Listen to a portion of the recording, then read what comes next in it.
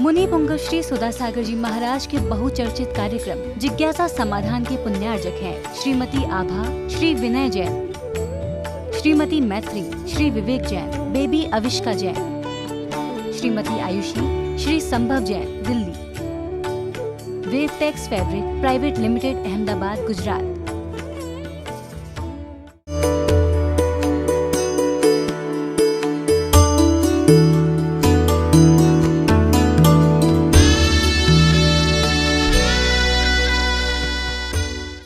नमोस्तु महाराज।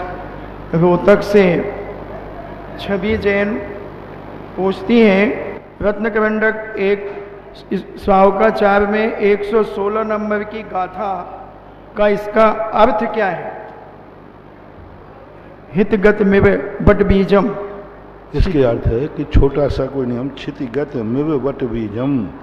जमीन में यदि बट का बीज थोड़ा सा भी यदि चला जाए, पात्रकृतम दान मलमपि कालम, यानी दान की बात बताई गई है कि जैसे एक बट का बीज छोटा होता है, वह यदि मिट्टी में चला जाए तो वो मिट्टी उसको इतना बड़ा कर देती है, कितना बड़ा बट का वृक्ष होता है। इसी प्रकार दान धर्म की क्रियाएं छोटी भी हों, उनको छोटी मत मानना। वो छोटी देखने में लगती हैं, लेकिन पात्र को यदि दिया जाए, यदि वो बीज अच्छी मिट्टी में बोया जाए, खोटे बालू में बोया जाए तो बीज नष्ट हो जाएगा। अच्छी मिट्टी में यदि बीज बोया जाए तो छोटा सा बीज बट वृक्ष के समान फलता है। इसी प्रकार अच्छे पात्र को यदि थोड़ा भी दान दिया जाए, यानी सच्चा साधु है, उसे एक ग्रास भी दे दिया जाए तो बट वृक्ष के समान फलता है। ये इनका फलतित छाया विभम, और वो फल ही नहीं देता है, फल भी देता है, छाया भी देता है, और बहुफल मिष्टम शरीर वृताम, और मीठे फल भी देता है। इस प्रकार का इसका अर्थ है।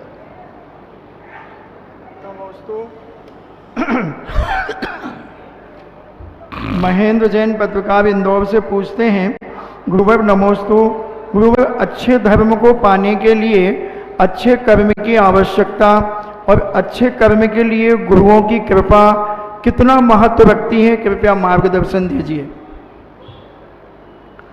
अनभ्यस्त विषातु परतः, अभ्यस्त विषातु श्रुतः।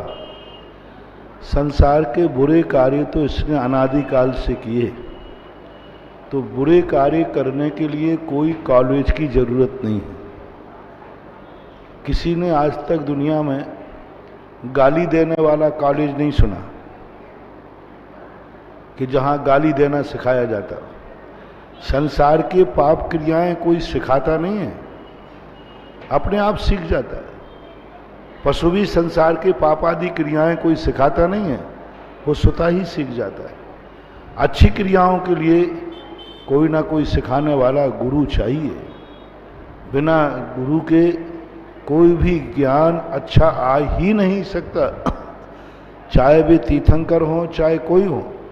जन्मांतरों में प्राप्त करना पड़ा, लेकिन करना पड़ेगा। अच्छी बातें हमेशा निसर्गज नहीं होती, अधिगमज होती हैं। अच्छी बातें स्वयं नहीं उपजती हैं, उपजाना पड़ती हैं। भोजन करना व्यक्ति स्वयं सीख सकता है, लेकिन पूजन करना स्वयं नहीं सीख सकता। क्रोध करना सीख सकता है, क्षमा करना नहीं सीख सकता। तो इसी प्रकार से हर व्यक्ति के लिए गुरु की आवश्यकता है। जितने अच्छे अच्छे कार्य हैं उन सब में गुरु चाहिए। अब गुरुओं के अलग अलग भेद हैं। एक लौकिक गुरु होते हैं, एक पारमार्थिक गुरु होते हैं। तो जिस क्षेत्र का, जिससे हमें ज्ञान चाहिए है, उस प्रकार का गुरु होता है। उनका सम्मान मान सबका अलग अलग होता है। उषा सेठी किशनगढ़ से पूछती हैं, नमोस्तु गुरुदेव। आचार्य ज्ञान सागर जी महाराज अपने प्रवचन में अधिकांश रूप से कहते थे कि जो पाठ स्तुति हमें याद है वो हमारी जेब की पूंजी है। गुरुदेव, इसका अर्थ क्या है? याद का अर्थ है हम शास्त्र के भरोसे कहाँ बैठे रहेंगे। लाइट चली गई, रास्ते में हैं, बिहार में हैं, तो हम शास्त्र को कहाँ लिए फिरेंगे। और एक डॉक्टर जब मरीज जावे तो मरीज को देखने के बाद फिर कह रुको मैं किताब में देखता हूं कौन सी दवाई चाहिए। हाँ, किताब में देख करके डॉक्टर लिखेगा तो मरीज जब तक कहेगा डॉक्टर साहब ये किताब तो हमारे पास भी है। कभी यदि कविता देख के पढ़ेगा तो उसका प्रभाव नहीं पड़ता। जैसे डॉक्टर कभी भी हो कभी किताब नहीं देखता, देखेगा तो मरीज समझ लेगा इसके पास निजी ज्ञान नहीं है। इसी प्रकार से जब शास्त्र जो हम कंठस्थ कर लेते हैं, उन कंठस्थ किए हुए शास्त्रों को रात में भी काम आते हैं। अब रात में लाइट नहीं है लेकिन कंठस्थ किया है तो चिंतन चलता है। कहीं भी विहार आदि करना है, रास्ते में चिंतन करना है, बैठे तो कंठस्थ वस्तु अपने जेब की पूंजी है।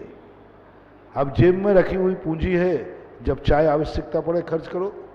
अब बैंक में रख दी तो पहले बैंक जाओ, बैंक बंद हो गया हो तो नहीं मिले, तो बहुत सारी बातें होती हैं। इसलिए उन्होंने कहा कंठस्थ विद्या अंतस्थ धनम, एक नीति है। अंतस्थ धनम, अंटी में जो धन है वो कभी भी किसी समय काम आए। और कंठस्थ विद्या, कंठस्थ जो विद्या है वह किसी भी समय कहीं भी काम आ सकती है। नमोस्तु। अभिषेक जैन कुरुबाई, नमोस्तु गुरुदेव। गुरुदेव, जब हम हस्त प्रक्षालन का मंत्र पढ़ते हैं तब ओम ह्रीम असुजर सुजर भाव स्वाहा, इसमें असुजर और सुजर का अर्थ क्या होता है? असुजल तो अर्थ यही होता है शुद्ध जल, पवित्र जल। उस जल से मैं हाथ धोता हूँ, बस इतना ही अर्थ है, और कोई विशेष। श्रेयांश जैन भीलवाड़ा से पूछते हैं कि भजन में जो गाने की धुन उपयोग में लेते हैं उससे भक्ति में भाव नहीं आते, कृपया कर इसका समाधान कर। जो भजन आदि गाते हैं तो उनकी धुन जो होती है वो फिल्मी दुनिया की होती है, तो भाव खराब हो जाते हैं भक्ति करते समय। आप बूढ़े हो गए इसलिए नहीं आते, छोकरों को उसी में आनंद आता है। हाँ, छोकरों को यदि वो पुराना संगीत सुनाया जाए ना, वो जब तक तो भाग जाता है, बोले इनको आ करने दो। लेकिन आजकल के जो आधुनिक लोग हैं उनको जब तक फिल्मी दुनिया की लय में धर्म मत सुनाओ, क्योंकि आज हवा के साथ हमें बहना पड़ता है। हमें वही भाषा, वही टोन लेना पड़ती है जिस माध्यम से लोगों को समझ में आ जाए। फिल्मी धुन के माध्यम से अपनी धर्म की बात इनको समझ में आ जाती है, क्योंकि आज इनको डिस्को पे नाचना है और हर डिस्को में जितना भी है सब फिल्मी दुनिया भरी हुई है। शास्त्रीय संगीत किसी डिस्को में है ही नहीं। तो अब उसके लिए मैं निषेध भी नहीं करता हूँ, लेकिन ज़्यादा समर्थन भी नहीं करता हूँ। कई बार पूरा का गाना फिल्मी दुनिया का इसमें ढाल देते हैं तो वो भी अच्छी बात नहीं।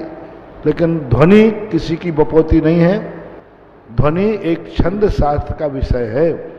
अभी बात अलग है कि उस ध्वनि पे उन्होंने फिल्म बना दी, फिल्मी गाने बना दिए।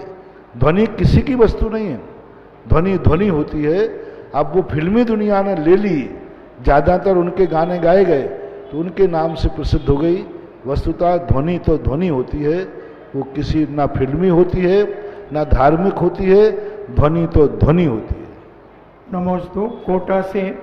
नमोस्तु महाराज जी, एक संयुक्त परिवार में 5-6 भाई रहते हों, उनको सारी व्यवस्थाओं को देखते हुए कैसे अलग होना चाहिए जिससे परिवार में प्यार भी बना रहे और समाज में प्रतिष्ठा भी बने रहे, कोई भाई नाराज ना हो? सबसे पहला कार्य तो गृहस्थों को उनके माता पिता को ही मरने के पहले हर संपत्ति का बंटवारा करके जाना चाहिए, क्योंकि माता पिता बंटवारा करेंगे उनको जीते जी, चाहे भली बेटे अलग होवे या नहीं होवे, लेकिन पिता को मरने के पहले सारा बंटवारा करना चाहिए।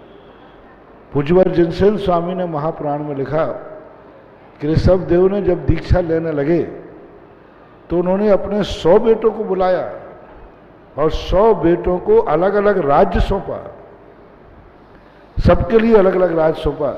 नमी बिनमी दो रह गए थे तो उनकी बात की घटना है, लेकिन दीक्षा लेने वाला जो मुनि महाराज हैं, तीर्थंकर हैं, वे भी पोधन बाहुबली को पोधनपुर दे गए, अयोध्या भरत को दे गए, सबको अलग अलग बंटवारा कर गए।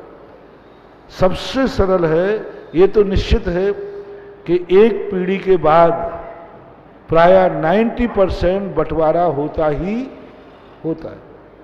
बस 2 पीढ़ी अधिक से अधिक निकलती भाई की, जैसे भाई के बच्चे होंगे पर उसके बाद बंटवारे की संभावनाएं ज़्यादा होती। इससे अच्छा है कि पिता सबको अपनी अपनी संपत्ति बांट जाए, अपने हाथों से बांट जाए, फिर भली वो इकट्ठे रहें तो रहने दो, क्योंकि पिता का लहजा अलग होता है और भाई का लहजा अलग होता है। जो पिता नहीं बांट पाते हैं, भाइयों में राग द्वेष हो जाते हैं।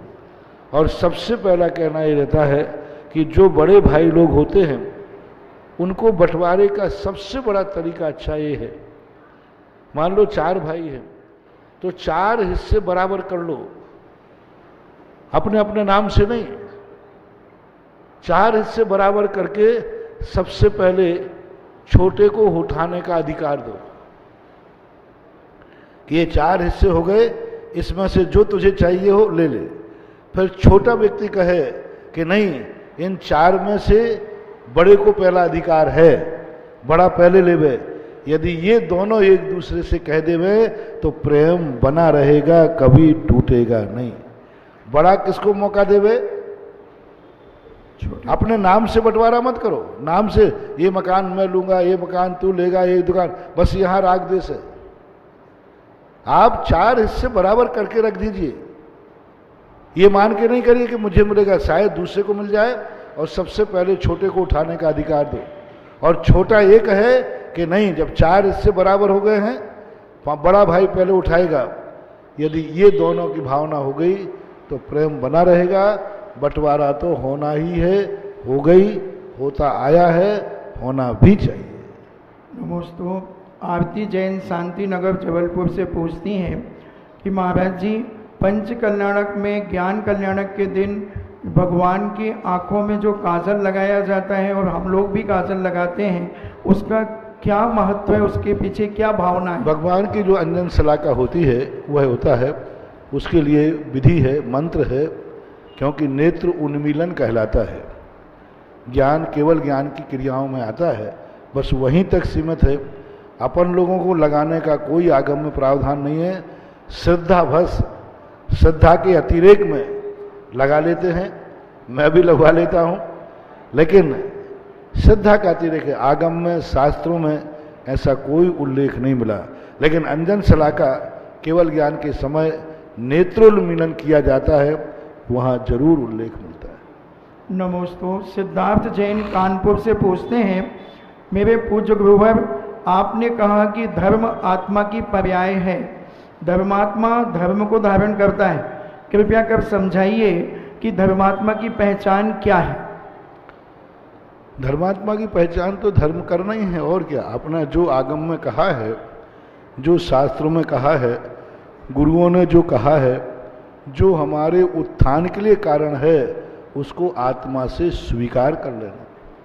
जैसे एक विद्यार्थी स्कूल में पढ़ाया जाता है, बहुत कठिन पढ़ाया जाता है, लोग कहते हैं धर्म बहुत कठिन है। आप लोगों की पढ़ाई के सामने हमारा धर्म तो कुछ भी नहीं है। आपकी इंजीनियर की, आईआईटी की, मेडिकल की, कितनी कठिन पढ़ाई है। उस पढ़ाई के लिए तुम्हें कोचिंग करना पड़ती है, तब इंटरव्यू फाइट कर पाते हो। हमारे धर्म की पढ़ाई इतनी कठिन नहीं है। जैसे वह पढ़ने वाला विद्यार्थी कठिन पढ़ाई होकर के भी जब मास्टर पढ़ाता है तो उसको स्वीकार करता है, क्योंकि उसके बिना उसकी जिंदगी सुखी होने वाली नहीं, उसके बिना उसकी जिंदगी में अर्थ आने वाला नहीं। इसी प्रकार से जब व्यक्ति के मन में ये भाव आ जाए, गुरु जो मुझे उपदेश दे रहे हैं, इसके बिना मेरा कल्याण होने वाला नहीं, इसके बिना मेरा उद्धार होने वाला नहीं, इसके बिना हम दुखों से छुटकारा नहीं पाएंगे, तो वो जो गुरु ने कहा, शास्त्रों में कहा, उसको अपने आत्मसात कर लेने का नाम है आत्मा की पर्याय बनना। शिवा जैन करेली से पूछती हैं, महाराज जी नमोस्तु, बेहोश या शून्य करने के बाद उसको कुछ भी दुख दर्द का अनुभव नहीं होता उस जीव को, तो उस समय हमारा ज्ञान या असाता वेदनी कर्म क्या काम करता है? होता है। किसने कहा कि दर्द नहीं होता? दर्द को अभिव्यक्त नहीं कर पा रहा है। इसका प्रमाण देख लीजिए आप। 1 घंटे को किसी को बेहोश किया जाए और बेहोशी के बाद वो कमजोरी 6 महीने तक नहीं जाती। बेहोशी के समय व्यक्ति ज्यादा अंदर आत्मा छटपटाती है, आत्मा को वेदना होती है। लेकिन जैसे किसी पशु के अपन हाथ पैर बांध दें, मुंह को बांध दें, अब वो चिल्ला नहीं पा रहा है, तो इसका अर्थ है कि उसकी तकलीफ नहीं हो रही है? हो रही है। अंदर चेतना हमेशा, कामा वाले की भी अंदर चेतना जाग रही, शरीर अभिव्यक्त नहीं हो रहा है। शरीर शून्य होता है, आत्मा को कोई शून्य नहीं कर पाता। आत्मा के ज्ञान का कनेक्शन इस शरीर से शून्य हो जाता है, लेकिन अंदर चेतना तो पकड़ती है, जानती है, अनुभव में आती है और कर्मबंध भी होता है। और दूसरा आप देख लें, कितना ही खून निकल जाए इतनी कमजोरी नहीं आएगी, लेकिन 1 मिनट को चक्कर आ जाए तो चेहरा सफेद हो जाता है। इसका अर्थ है कि बेहोशी के समय आत्मा ज्यादा दुखी होती है। दिन में जागते हुए हमारे आयु कर्म की उदीर्णा कम होती है, सोते समय रात्रि में उदीर्णा ज्यादा होती है। सोते समय सबसे ज्यादा हमारी आयु कर्म का क्षय सोते समय होता है, क्योंकि सोते समय शरीर तो शून्य हो गया और अंदर अंदर आत्मा घुटती है, घुटन होती है। इसलिए आयु कर्म की उदीर्णा सोते समय बेहोशी में ज्यादा होती है और आत्मा को दुख ज्यादा होता है, बस वो व्यक्त नहीं कर पाता। नमोस्तु। मानसरोवर जयपुर से रजनी लोहाड़िया पूछती हैं कि महाराज 3 लोक में निगोदिया जीव ठसाठस भरे हुए हैं, तो क्या नरक की अपेक्षा सिद्धशिला के जीवों का पुण्य उत्कृष्ट होता है और वो कुछ सुख का अनुभव करते हैं या जल्दी ही उस पर्याय से छूटेंगे? नहीं, कदापि नहीं। असंगी पंचेंद्रिय तक कोई सुख दुख का अनुभव नहीं होता उनको। कि सिद्धालय वाले जीव सोचते हो कि हम सिद्धालय में, नहीं, कुछ भी नहीं। नरकों में भी निगोदिया जीव हैं, वहाँ भी उनकी वही दशा है, क्योंकि वो उसी नेचर में तज्जादि निगोदानम, तज्जादि। पूज्यवर कुंद कुंद भगवान ने प्रवचन सार में कहा, निगोदिया जीव जिस जाति में रहते हैं वहाँ के जन्म थे। अग्नि जल रही है तो वे अग्नि के रूप में रहेंगे, कीचड़ है, जल है तो जल के रूप में रहेंगे, वायु है तो वायु के रूप में रहेंगे। उनको नरकों से और सिद्धशिला से कोई फर्क पड़ने वाला नहीं। उनके सुख दुख तो बराबर उनके कर्म के अनुसार होते हैं।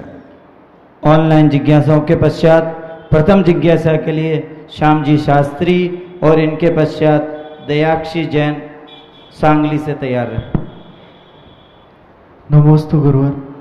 महाराज जी, इस संसार में महान आचार्य हुए, रत्नत्रय को जिन्होंने पालन किया और अपना इस संसार से कल्याण किया, मोक्ष रूपी पदवी को प्राप्त किया, परंतु आज वर्तमान में जब उनके हम महान ग्रंथों को पढ़ते हैं तो सबसे ज़्यादा हस्तिनापुर की चर्चा आती है।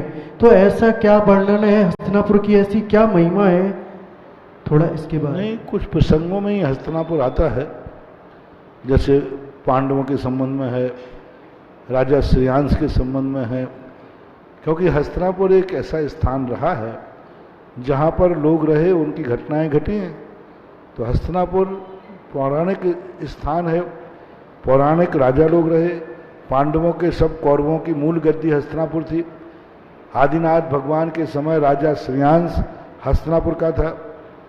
अब हस्तिनापुर कई बार बना है, कई बार उजड़ा है, क्योंकि आदिनाथ को असंख्यात वर्ष हो गए, तब से वही हस्तिनापुर नहीं रहा। और इसका दूसरा नाम था हस्तिनागपुर।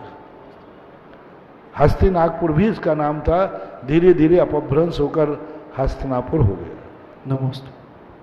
दयाक्षी जैन, इनके पश्चात उदय जैन सांगली तैयार है। हे मेरे पूज्य गुरुवर, आपको त्रिकार नमस्तो। मैं दयाक्षी जैन सांगली से हूँ। आपसे मैं थोड़ा ऐसे सलाह लेना चाहती हूँ कि धर्म के साथ गृहस्थ जीवन कैसे शुरू करना। धर्म जो गृहस्थों का धर्म है वो जीवन को जीने के लिए ही है। भगवान महावीर स्वामी ने गृहस्थ से मोक्ष नहीं कहा, गृहस्थों को मोक्ष नहीं कहा। गृहस्थों के जो नियम धर्म हैं वे सारे संसार में अच्छी तरह से कैसे जिए। जैसे राजस्थान ने कहा कि तुम संसारी प्राणी से नशा मत करना। अब नशा से मोक्ष का कोई संबंध नहीं है, क्योंकि नशा करने से तुम्हारी गृहस्थी बिगड़ जाएगी और उससे जीवन का बहुत संकट आ जाएंगे। उन्होंने कहा कि मंदिर जाओ, अभिषेक पूजन करो, इसलिए कि उससे पुण्य बंध होता है। अभिषेक पूजन से कोई मोक्ष नहीं होता। मोक्ष तो इन सब चीजों को, पुण्य की क्रियाओं को भी छोड़ता है। मुनिराज वगैरह मोक्ष जाना चाहते हैं। अभिषेक क्रिया के इसलिए कहते हैं हम, जिससे तुम्हारी गृहस्थी में धन दौलत की समृद्धि आई। दान की क्रिया करने को कहा जाता है। दान से कोई मोक्ष नहीं होता, लेकिन दान से व्यक्ति को संसार का वैभव मिलता है। और संसार में धन दौलत चाहिए, पैसा चाहिए, तो उन्होंने कहा दान दो। आहार चाहिए, आहार दान दो। औषधि दान दो।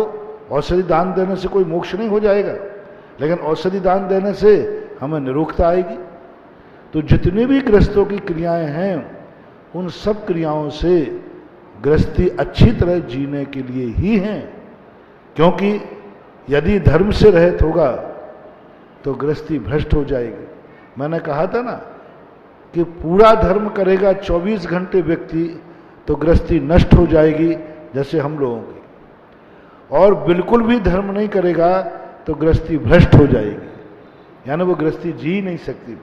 इसलिए धर्म की जितनी भी क्रियाएं हैं वे सब गृहस्थ अच्छी तरह चले, बहुत अच्छी तरह परिवार चलना चाहिए। इसलिए हर गृहस्थ के लिए अच्छी गृहस्थी चलाने के लिए षड आवश्यक करना चाहिए। देव पूजा, गुरु पास्ते, स्वाध्याय, संयमस तपः, दानम चेति गृहस्थानाम षट कर्माणि दिने दिने। देव पूजा सबसे पहले गृहस्थ को उठ करके जिनेंद्र भगवान की पूजा करना चाहिए। यदि गुरु हैं तो गुरुजनों की सेवा, गुरुजनों को आहार दान देना चाहिए और गुरुजनों की संगति करना चाहिए। स्वाध्याय, अपने जीवन संबंधी जो श्रावकाचार हैं, चरणानुग के ग्रंथ हैं, उनका स्वाध्याय करना चाहिए। संयम धारण करना चाहिए, थोड़ा बहुत इंद्रियों पर कंट्रोल करना चाहिए, स्वच्छंद नहीं होना चाहिए। ऐसा स्वच्छंद हो गए इंद्रियां कि वो मर्यादा का उल्लंघन कर रहे हैं, नहीं। इसलिए धर्म को, क्रियाओं को गृहस्थ के लिए जरूरी है। गृहस्थी बिना धर्म क्रिया के चल ही नहीं सकती। इसलिए पदम जी जैन, इनके पश्चात रेखा जी जैन तैयार है। महाराज श्री नरेश जी वेद कोटा से पूछ रहे हैं कि महाराज श्री अभी तो हम जो आज पाठशाला का शिविर लगा, समापन समारोह आपके सानिध्य में हुआ, वो केवल 115 जगह ही लगा पाए। अब हमारी भावना है कि पूरे राजस्थान में अगली बार जब लगे तो पूरे राजस्थान में लगे। ऐसा आप आशीर्वाद दें और मार्गदर्शन करें कि हम अच्छी तरीके से अभी जो कार्यक्रम आप लोगों ने कोटा में किया, सुबह भी मैंने प्रातःकाल आशीर्वाद दिया था कि श्रमण संस्कृति संस्थान के अंतर्गत जो बच्चे पढ़ते हैं, दुनिया के पढ़ाई के बच्चे तो छुट्टी में घूमने जाते हैं, मौज मस्ती में जाते हैं, लेकिन सांगानेर संस्थान के बच्चे छुट्टी के दिन घर भी नहीं जाते, बल्कि जगह जगह शिविर लगा करके जो साल भर उन्होंने पढ़ा है उसको बांटते। और जो मास्टर लोग हैं जो पहले पढ़ के निकल गए, आज नौकरी पर हैं, वे छुट्टियों के दिन में भी, मास्टर हैं, छुट्टी है, कहीं नहीं जाते, वो लोग भी शिविर लगाते। और कोटा में श्रमण संस्कृति पाठशाला परिवार के द्वारा जो ये उपक्रम किया गया है, एक उपक्रम को और अच्छा बढ़ाएं और अच्छे स्तर पर करें, प्री प्लानिंग से करें। और कोटा के स्तर पर एक अच्छा पहले एक कमेटी बनाएं और फिर अच्छे लोगों को उसमें जोड़ें, और फिर उसके स्तर पर साल भर पहले से राजस्थान स्तर पर लगना है तो साल भर पहले से प्लानिंग हो और उसकी प्लानिंग की एक विधिवत तैयारी हो, विधिवत कमेटी हो, जगह जगह उनके संयोजक हों, तब कहीं ये कार्य और अच्छी सफलता से हो सकता है। पदम जी। नमोस्तु गुरुदेव। मनुष्य के जीवन में किसी भी कार्य की सफलता के लिए उपादान, निमित्त और पुरुषार्थ की मुख्य रूप से आवश्यकता होती है। इसके अलावा क्या किसी भी कार्य की सफलता के लिए पूर्व उपार्जित पुण्य का भी योगदान होता है? अन्यथा कई प्रकार के इंसान भाग्य और भवितव्यता पर निर्भर हो जाते हैं, क्योंकि जिस प्रकार महावीर स्वामी की दिव्य ध्वनि नहीं खिरी 65 दिन तक, तो स्वधर्मेंद्र के ये अवधि ज्ञान में ये चीज़ आई क्यों नहीं, विलंब से क्यों आई? और भाग्य पर निर्भर रहते हैं, जैसे लॉटरी का खुलना, लॉटरी खुल जाती है तो भाग्य की बात आ जाती है। तो इस पर किस प्रकार से समन्वय बैठा है? हमारे यहाँ 2 प्रकार की स्थितियाँ हैं। त्रिकाली स्वभाव, कोई भी कार्य करने के लिए हमें त्रिकाली शक्तियाँ चाहिए। आज हम जिस कार्य को करने जा रहे हैं, कल क्या हमने उस कार्य को कभी किया है? उस कार्य की योग्यता हमने हासिल की है? कोई व्यक्ति नौकरी करने जा रहा है तो नौकरी के पहले, परीक्षा के पहले क्या उसने पढ़ाई की है? जैसे परीक्षा देते समय साल भर की पढ़ाई उसके काम आती है, ऐसे ही वर्तमान पुरुषार्थ के लिए अतीत में किए हुए पुरुषार्थ काम आता है। जिस विद्यार्थी ने पढ़ाई नहीं, वो परीक्षा देने पहुंच जाएगा तो कितना भी पुरुषार्थ कर ले, पास नहीं हो सकता। इसी प्रकार अतीत में हमने कोई पढ़ाई की नहीं, अतीत में अच्छा कर्म किया नहीं, अतीत में हमने पुण्य किया नहीं, ऐसी स्थिति में हम वर्तमान में कितने पुरुषार्थ करें, वो कभी सफल नहीं हो सकता। अब दूसरे व्यक्ति ने साल भर खूब पढ़ाई की, बहुत अच्छी तरह पढ़ाई की, लेकिन परीक्षा के दिन पेपर देने नहीं गया। बोले क्या जाना, साल भर तो पढ़ा है, मास्टर साहब को भी मालूम है कि हमने बहुत पढ़ाई की है, सब मालूम है, इसलिए परीक्षा के दिन नहीं गया, तो क्या वो पास हो जाएगा? बस अतीत में उसने खूब पुण्य किया, बहुत अच्छे पुण्य किया, लेकिन वर्तमान में कुछ भी नहीं कर रहा है, वर्तमान में कोई पुरुषार्थ नहीं कर रहा है, तो अतीत का जो किया हुआ पुण्य है वो काम आने वाला नहीं। बहुत अच्छा उदाहरण है, दोनों चीजों में जानना। अतीत में एक ने पढ़ाई नहीं की, वर्तमान में बहुत पुरुषार्थ कर सिर से पहाड़ फोड़ रहा है, और एक व्यक्ति ने अतीत में खूब पढ़ाई की लेकिन वर्तमान में निकम्मा है, कुछ नहीं कर रहा है, तो भी काम होने वाला नहीं। दूसरी बात, पूज्यवर समंतभद्र महाराज ने श्री स्वयंभू स्तोत्र में बहुत अच्छी एक बात कही। भवितव्यता क्या है? अलंग शक्तिर भवितव्यतेयम हेतुद्वया विस्कृत कार्य लिंगा। 2 हेतुओं से कार्य होता है, और जहां दोनों हेतु मिल जाते हैं, वे 2 हेतु कौन से हैं? अध्यात्म वृत्तस्य तदंग भूतो मभ्यंतरम केवल। तो इस प्रकार से अंतर का उपादान और बाहर का निमित्त, जहां ये 2 निमित्त मिल जाते हैं वहां भवितव्यता प्रकट हो जाती है। तो उपादान का अर्थ क्या? अतीत की पूंजी। उपादान का अर्थ अतीत में उस कार्य करने की योग्यता है कि नहीं, उसको उपादान बोलते हैं। और वर्तमान में वैसा निमित्त, वैसा पुरुषार्थ है कि नहीं, ऐसा करना चाहिए। तो ये दोनों मिलकर के भवितव्यता का निर्माण करते हैं। रेखा जैन, इनके पश्चात पदम जी अजमेरा तैयार है। परम पूज्य गुरुवर को नमोस्तु। महाराज जी, आज पहली बार आंवलियों की बाड़ी का ये कल्पवृक्ष देखा, बहुत अच्छा लगा। कहा जाता है कि कल्पवृक्ष वो होता है जहाँ इच्छित वस्तु की प्राप्ति होती है। तो मेरी जिज्ञासा यह है कि हम अक्सर पूजन में बोलते हैं कंचन थाल मंझारे जलादि लाई के, यानी सोने के थाल में हम अष्टद्रव्य लेकर आपकी पूजन करें, या फिर कंचन झारी निर्मली नीर पूजू जिनवर गुण गंभीर। तो क्या उस समय हमें ऐसा लगता है कि हे भगवान, कब वो दिन आएगा जब हम सोने के या थाल में आपकी पूजन, हमारे देवशास्त्र गुरु की पूजन करेंगे, उत्कृष्ट से उत्कृष्ट द्रव्य सामग्री वगैरह से करेंगे, तो क्या हमारी इच्छित जो वस्तु उसकी प्राप्ति होगी इस कल्पवृक्ष से? बिल्कुल होती है, और कई बार हो चुकी है। हाँ, हुई। हाँ, सोने की थाली हमें पूजा के लिए मिली थी, लेकिन हमने पूजा नहीं की, उसमें जाकर के रोटी खा ली। हाँ, आज जिस चीज का हमें अभाव है वो सब चीज़ें हमें मिल चुकी हैं, लेकिन हमें जिस पर्पस से मिलती थी हमने वो पर्पस हल नहीं किया। लेकिन वे धन दौलत का उपयोग धार्मिक कार्यों में नहीं करते। बारातों में सोने चांदी के बर्तन निकलेंगे, लेकिन पूजन में नहीं निकलेंगे, धर्म कार्यों में नहीं निकलेंगे। अपनी बैठक को सजाएंगे, मंदिर को सजाने का भाव नहीं आएगा। यहाँ तक कि अपने लेट बाथ में जहाँ लहूसंगा जाना पड़ते हैं उनको सजाएंगे। 10-10, 50-50 लाख के बाथरूम बनते हैं। और सबसे बड़ी चीज़, उस वस्तु की अर्थ क्रिया समझना चाहिए। यानी ये वस्तु हमें किस लिए मिली है, यदि हम उसी में उपयोग करेंगे तो वस्तु हमें बार बार मिलेगी। और जो वस्तु हमें जिसके लिए मिली है, यदि उससे हम कोई अलग प्रयोग करेंगे तो फिर वस्तु बार बार नहीं मिलती है। इसलिए भावनाएं पूरी हुई हैं और आगे भी हो सकती हैं। नमस्ते। पदम जी जैन उर्फ करतार सिंह, इनके पश्चात नर्मदा लोहाड़िया। देखो, मेरी भावनाएं तो सब पूरी हो जाती है, इंदौर से। आपकी तो आप जानो। मैंने एक बार नारेली में भावना भाई मुनि सुब्रतनाथ भगवान के, दुनिया में कहीं भी सोने की झाड़ी इतनी बड़ी नहीं होती थी।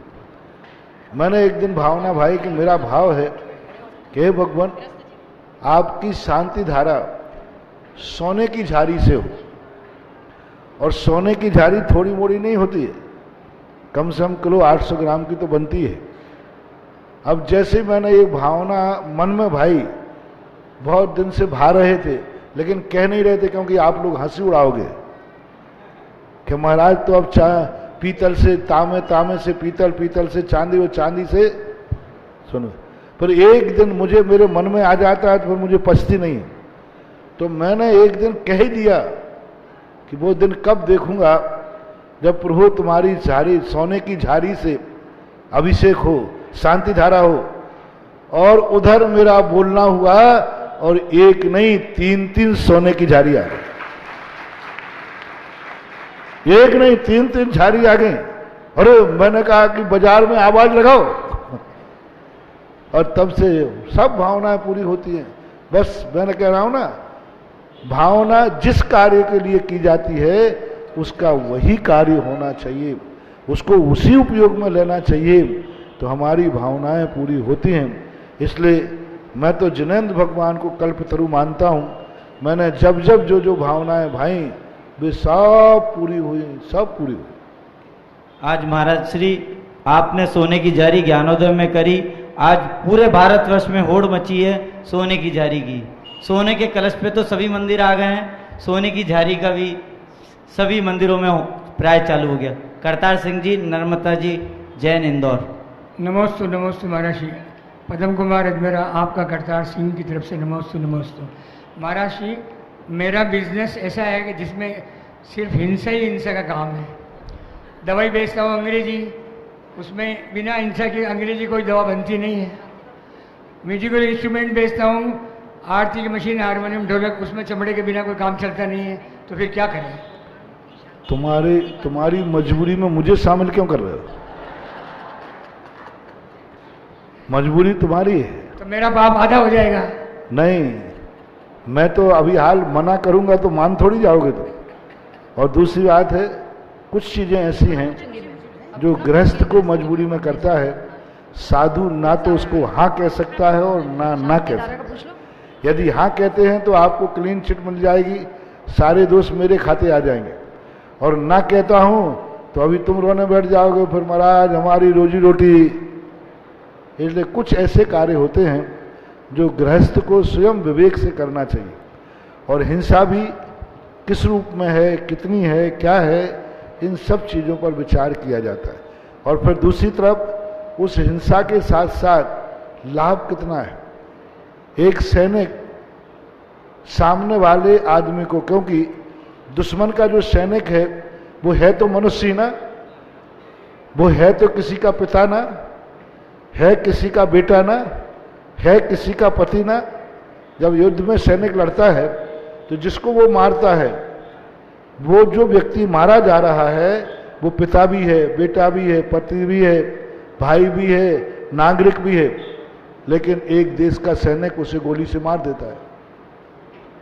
लेकिन उसको दो गोली से मारने वाले को पापी नहीं कहा, हत्यारा नहीं कहा, नरक नहीं भेजा, क्योंकि उसका भाव उसको मारने का है, पक्का है, लेकिन उसका सबसे बड़ा भाव है पूरी देश की रक्षा करने का है, इसलिए वो पाप तो है।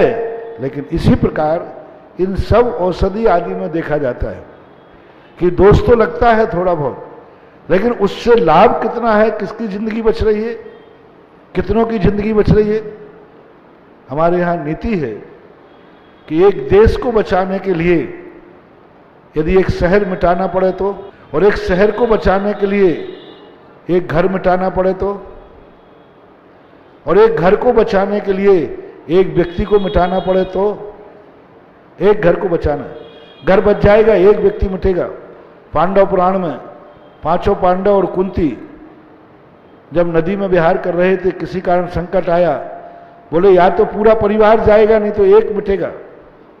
तो अब एक मिटाना है, एक पूरे परिवार को बचाना है, तो एक मिटाने के लिए, इसके लिए मैंने एक बार उदाहरण दिया था कि एक डॉक्टर ने कहा कि ये माँ और बच्चा दोनों में से एक बचेगा और दोनों अभी जिंदा हैं, एक को मारना ही पड़ेगा, मारेगा एक को, या तो माँ बचेगी या बच्चा बचेगा, एक को मारना पड़ेगा। आप सबकी सहमति क्या होगी? दोनों को मरने दोगे कि एक को मरने दोगे? बोलो। एक को। और डॉक्टर ने कह दिया कि दोनों बनेंगे यदि तुमने नहीं किया। अपन कहते नहीं, मैं कुछ नहीं जानता साहब, मैं किसी को मारने की अनुमति नहीं दे सकता। तो डॉक्टर कह मत दो, दोनों मर जाएंगे। तो उस समय लिखकर क्या देना पड़ेगा तुम्हें कि साहब एक को बचाओ, अब एक मरता है तो ये सब गृहस्थों के लिए हानि लाभ सोचना चाहिए। यदि वही कार्य दूसरे तरीके से होता है और हम हिंसा से बचते हैं तो फिर उस कार्य को छोड़ना चाहिए। और यदि कोई दूसरा रास्ता है ही नहीं तो बताओ, तुम संगी पंचेंद्री अपने बेटे को, वंशज को, डॉक्टर को मारने की अनुमति दे रहे हो? बेटे को मारने की अनुमति दे रहे हो? क्यों?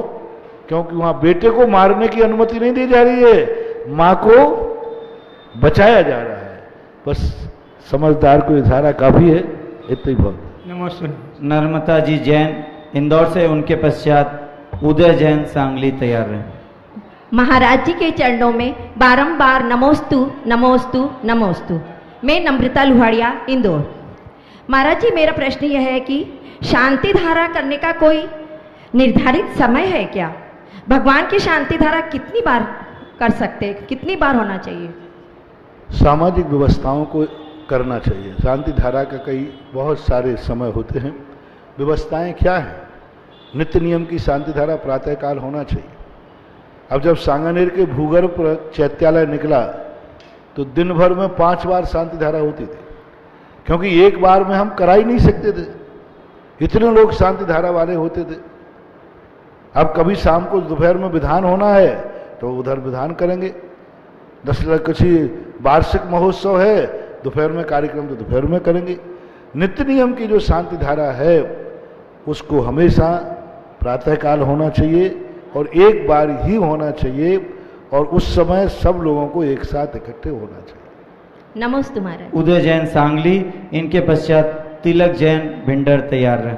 महाराष्ट्र के जैन समाज की तरफ से नमोस्तु नमोस्तु नमोस्तु, और महाराष्ट्र से सांगानेर में पढ़े हुए समस्त छात्रों की तरफ से नमोस्तु नमोस्तु गुरुवर।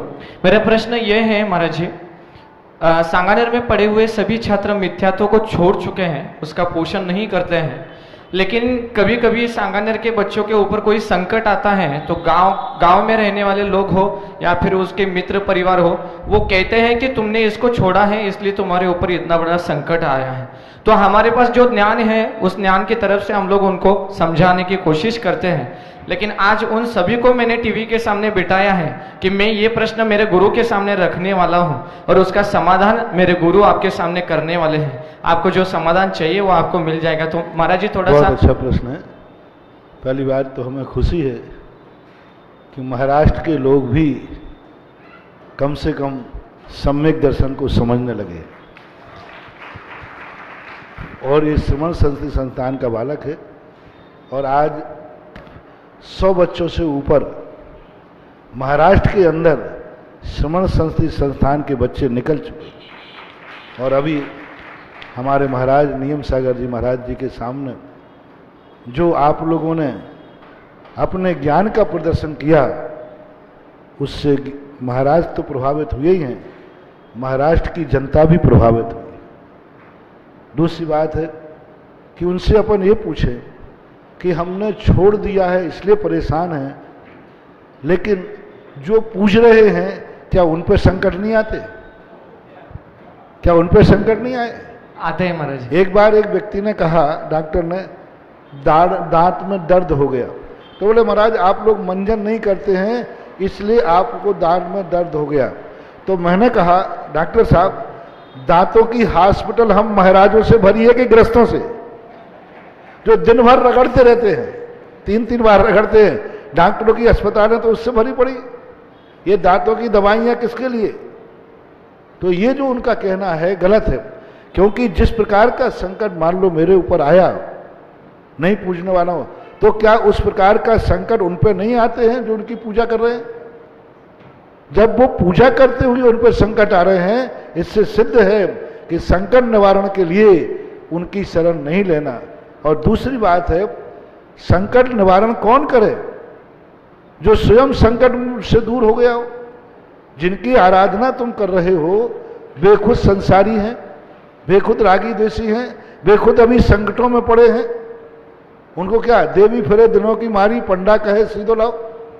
अरे उनमें इतना संकट वही दूर कर सकता है जिसने स्वयं के सारे संकट जीत लिए हो और संकट को सहन करने के। जिन देवी देवताओं के लिए आराधना करते हो वे खुद संकट में हैं, वे खुद परेशानियों में पड़े हैं, और बंधुओं वो कभी किसी के संकट दूर नहीं करते। आप देख लीजिए, सबसे ज्यादा इन्हीं लोगों को धोख देने वालों में गरीबी ज्यादा होती है। वीतराग भगवान को पूजने वालों में समृद्धि ज्यादा होती है। जैनियों की बात कर रहा हूं। जैनियों में जिन प्रांतों में अरहंत भगवान को छोड़ करके रागी देशी देवताओं को, क्षेत्रपाल पद्मावती आदि की पूजा की जाती है, उन प्रांतों में सबसे ज्यादा गरीबी होती है, सबसे ज्यादा गरीबी होती है। वहां मंदिरों में अतिशय ही नहीं होते, और जो लोग वीतराग भगवान को पूजते हैं, रागी देशी को नहीं पूजते, वे समृद्ध होते, सब तरफ से समृद्ध होते, क्योंकि वीतरागी भगवान का प्रभाव होता है। दूसरी बात, जिन मंदिरों में रागी देशी देवताओं की पूजा होती है उन मंदिरों में अतिशय नहीं होते, अतिशय क्षेत्र नहीं होते। दक्षिण भारत में अतिशयकारी मूर्तियों का कम अभाव है। क्यों? उनकी पूजा ही नहीं होती, कोई मानते नहीं, देवी देवताओं को मानते। और उत्तर भारत में सबसे ज्यादा अतिशय क्षेत्र हैं जहां चमत्कार है और अतिशय होते। आप देखो अतिशय क्षेत्र भरे पड़े, क्योंकि यहां सबसे ज्यादा उन्हीं की पूजा होती है। तो इसलिए जो व्यक्ति स्वयं अपने आप में राग द्वेष से ग्रसित हो, जिनके 5 पापों में से एक पाप का त्याग नहीं है, वे क्या तुम्हारे संकट दूर करेंगे? उनके पास क्या चमत्कार है, क्या शक्ति है? नहीं कर सकते। फिर भी आप कहो कि वे चौकीदार हैं, फिर भी कहो पुलिस के समान रक्षक हैं, तो इनकी आराधना करने से नहीं आते। धर्म की रक्षा मानता हूं कि देवता करते हैं, लेकिन इनकी डायरेक्ट आराधना करो नहीं। भक्तांबर पाठ में मानतुंग आचार्य की बेड़ियां चक्रेश्वरी देवी ने तोड़ी, लेकिन मानतुंग आचार्य महाराज ने एक भी देवता को याद नहीं किया। उन्होंने आदिनाथ भगवान की भक्ति की है। आदिनाथ भगवान की भक्ति करते ही देवता आ जाते। जैसे मैं उदाहरण देता हूं, यदि आपको पुलिस बुलाना है यहां पर, कांस्टेबल आदि को, उससे डायरेक्ट कहो कि पुलिस वाले तुम यहां आ जाना, वो नहीं आएगा, आएगा ही नहीं। और उस पुलिस वाले का जो बॉस है एसपी, वहां जाकर के यदि एप्लीकेशन लगाओ तो वही पुलिस वाला ड्यूटी पे आ जाएगा। इसी प्रकार ये देवी देवता अपना काम करेंगे, करते हैं, ड्यूटी पे वही आएंगे, एसपी नहीं आएगा। लेकिन बॉस कौन है? जिस देवी देवता को आप पूजना चाहते हैं उनका बॉस कौन है? भगवान कौन है? चक्रेश्वरी से काम कराना है तो चक्रश्री का बॉस कौन है? आदिनाथ भगवान। बस आदिनाथ भगवान की भक्ति करो, वो चौकीदार अपने आप आ जाए। धर्मेंद्र पद्मावती का बॉस कौन है? पारसनाथ। पारसनाथ की भक्ति करो, जितनी भक्ति करोगे। तो ये लोग जितने देवी देवता हैं, ये अपने भक्तों की कभी सहायता नहीं करते। अपने भक्तों का कभी किसी भी हमारे शास्त्रों में आज तक नहीं लिखा, क्योंकि ये देवता जो शासन देवी होते हैं, ये अवधियानी होते हैं, ये अपने भक्त की कभी सहायता नहीं करते, बल्कि अपने भक्त को तो परेशान करते हैं। ये जिनेंद्र के भक्त की तैयारी सहायता करते हैं। जो जिनेंद्र की भक्ति करता है उसकी सहायता करते हैं। इसलिए आपको देवी देवताओं से काम कराना है तो जिनेंद्र की भक्ति करो। मेरे सारे कार्य देवी देवते करते हैं, मेरे भी, लेकिन मैं इनको कभी बात भी नहीं करता। मैं तो डायरेक्ट पहुंचे मेरी अरहंत भगवान तक, वहां नमोस्तु करता हूं, ये ड्यूटी पे आ जाते। चौकीदारों से कौन चाय पिलाता फिरता है? चौकीदारों को, जिसकी मालिक तक पहुंच नहीं होती है, जिसकी डायरेक्ट पहुंच होती है। जैनियों से मेरा कहना है, तुम वो पहुंच वाले हो कि तुम्हारी पहुंच तो अरहंत भगवान तक है, तुम्हारी पहुंच तो सिद्ध परमेष्ठी तक है, तुम्हारी पहुंच तो आचार्य उपाध्याय साधु परमेष्ठी तक है। जिनकी पहुंच पांचों परमेष्ठी तक होती है, उनको संसार के सारे देवता नमस्कार करते हैं। तुम्हें देवताओं को नमस्कार करने की जरूरत नहीं है, सारे देवता तुम्हारे पीछे घूमेंगे। बस नमोकार मंत्र की बात करो। तो इसलिए मैंने दोनों बातें बता दी। और सबसे बड़ी बात तो उनको ये कहो, जो पूज रहे हैं क्या उन पर संकट नहीं आते? और उन पर जब संकट आ रहे हैं तो फिर चलो, जब पूजने पर भी संकट आ रहे हैं, नहीं पूजने पर भी आ रहे हैं, तो फिर मैं सम्यक दर्शन का नाश क्यों करूं? मैं तो नमो रिहंताणम ही बोलूंगा, क्योंकि आना तो है। संकट जो आता है अपने किए हुए कर्म से आता है। कोई देवता किसी को संकट नहीं दे सकता, कोई देवता किसी का संकट दूर नहीं कर सकता। ये निमित्त है मात्र। अपना उपादान, अपना पुण्य यदि सशक्त है तो ये देवता भी साथ देंगे, और अपना पाप कर्म का उदय है तो सगा भाई भी साथ देने वाला नहीं है। ऐसा करके, और बच्चे लोग, अब तो इतने लोग बच्चे हो गए, तुम 60, 70, 100 बच्चे हो गए। ढिंडोरा पीटो, सम्यक दर्शन की रक्षा करो, और सम्यक दर्शन करो, और जिनेंद्र भगवान के ऐसे अतिशय प्रकट करो, ऐसे अतिशय प्रकट करो जैसे हमने शांति धारा का अतिशय सारे जगत में फैला दिया।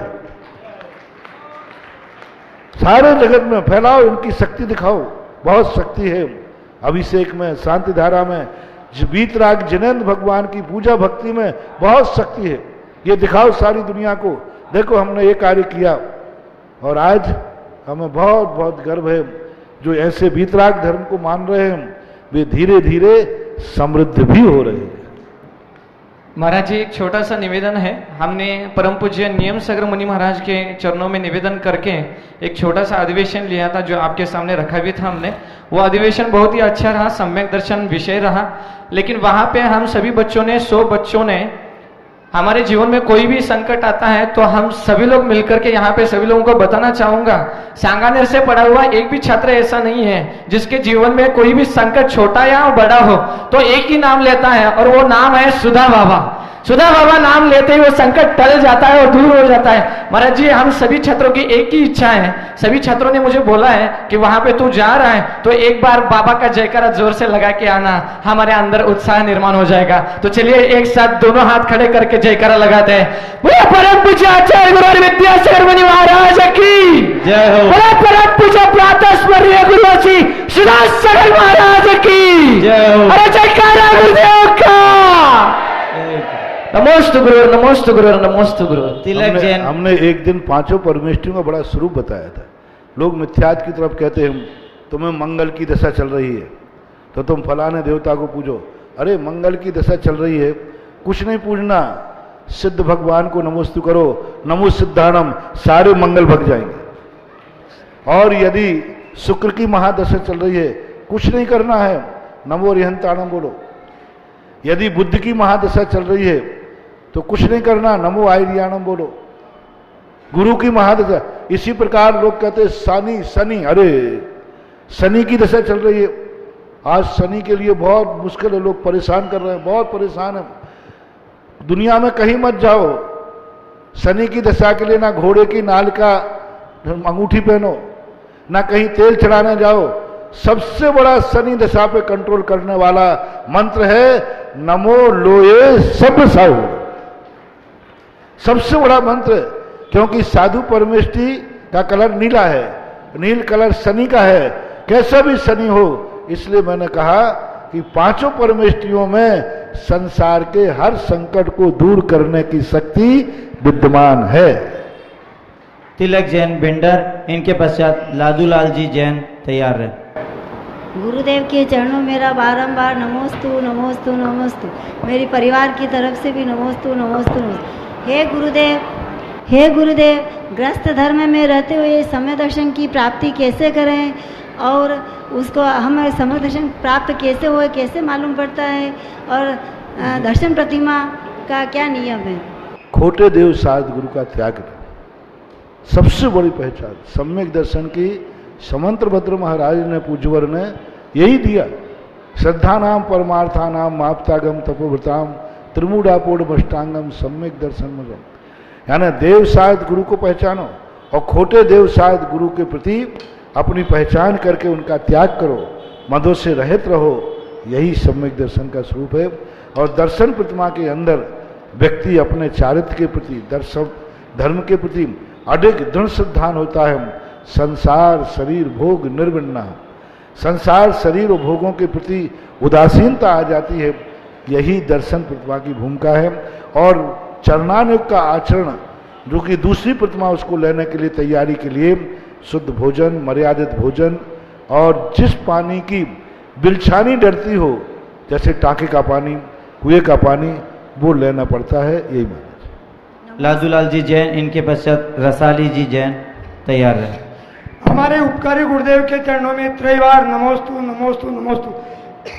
भक्तामर की महिमा अपरंपार है, यह सत्य है, एवं आप भी प्रवचनों के माध्यम से भक्तामर की महिमा बहुत ही अपरंपार बताते हैं, यह भी सत्य है। मैं एक जगह भक्तामर पाठ में गया गुरुदेव, तो वह पहले संस्कृत में पद्य होता है, फिर हिंदी में पद्य होता है, फिर नृत्य होता है, फिर दीप प्रज्वलन होता है। इसी तरह 88 बार यही प्रक्रिया हुई, इसमें कोई दोष तो नहीं? कोई दोष नहीं, ये भक्ति के सुपयोग को बढ़ाने के तरीके होते हैं। सामान्यतः लोग संस्कृत का पढ़ लेते, हिंदी का पढ़ लेते, थोड़ा नाच गा लेते हैं, तो ये सुपयोग बढ़ाने की प्रक्रिया है, इनमें कोई महान दोष भी नहीं है। हाँ, ऐसा ना हो कि संस्कृत का पढ़ के फिर गप्पे करने लग जाओ बीच में, फिर कोई दूसरे काम करने लग जाओ। उसी से रिलेटेड संबंधित यदि भजन गाए जाते हैं, आनंद से नाचा जाता है, तो कोई दोष नहीं। रसाली जी जैन, इनके पश्चात टीकम जी जैन तैयार हैं। तत्काल शंका का समाधान करने वाले मेरे इष्ट गुरुवर को त्रैबार नमोस्तु नमोस्तु नमोस्तु। गुरु, मेरी जिज्ञासा यह है कि पद और उपाधि में की क्या विशेषता है, और जैसी दृष्टि वैसी वृष्टि, मैंने विद्यावाणी का स्वाध्याय किया था, उसमें मैं ये जानूं कि आपने आज़ाद नगर में पंच कल्याण में जन्म शोधन हमारे शास्त्री नगर के पात्रों का चयन किया था, उस समय आप वहाँ विराजमान थे, जब उसमें इतने अच्छे चयन हुआ था, जैसी दृष्टि वैसी मानूं या और कोई है? ये मेरा शंका का समाधान कीजिए। जैसी दृष्टि वैसी सृष्टि, जो आपने शास्त्री नगर की पंच कल्याण की बोलियां हुई थी, वो उस पर घटा रहे हैं आपके सामने, जैसी दृष्टि वैसी सृष्टि।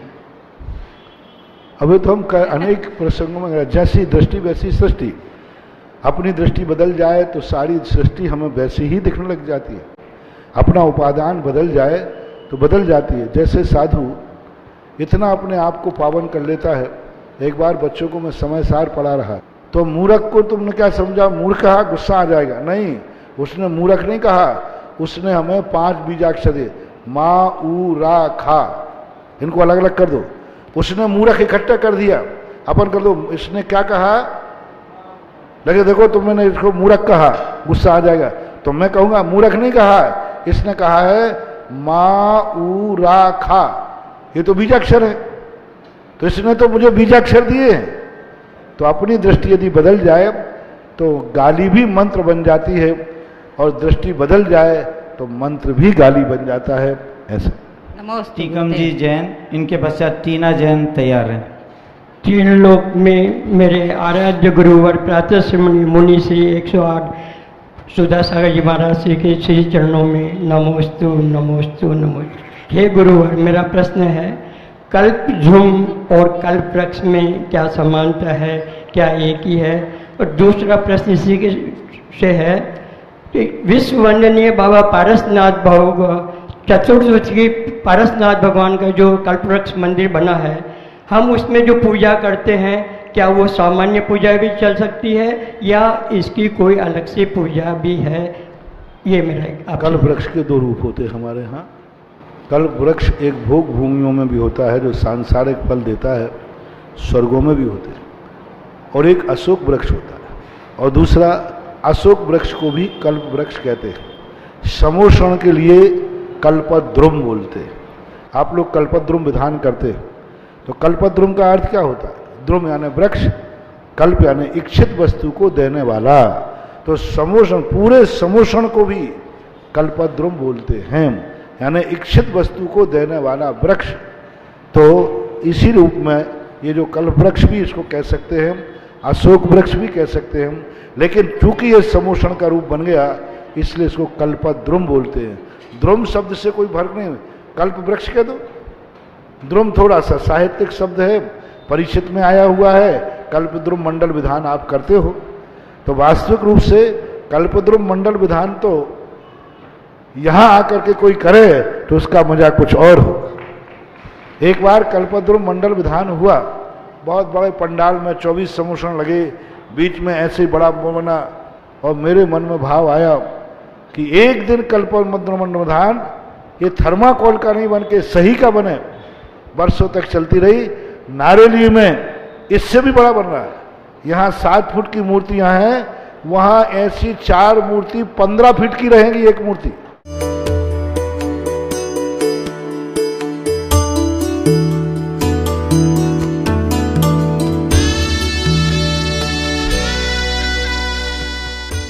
मुनि पुंगव श्री सुधा सागर जी महाराज के बहुचर्चित कार्यक्रम जिज्ञासा समाधान के पुण्यार्जक थे श्रीमती आभा, श्री विनय Jain, Shrimati Maitri, Shri Vivek Jain, baby Avishka Jain, Shrimati Ayushi, Shri Sambhav Jain, Delhi. Wavetex fabric private limited, Ahmedabad, Gujarat.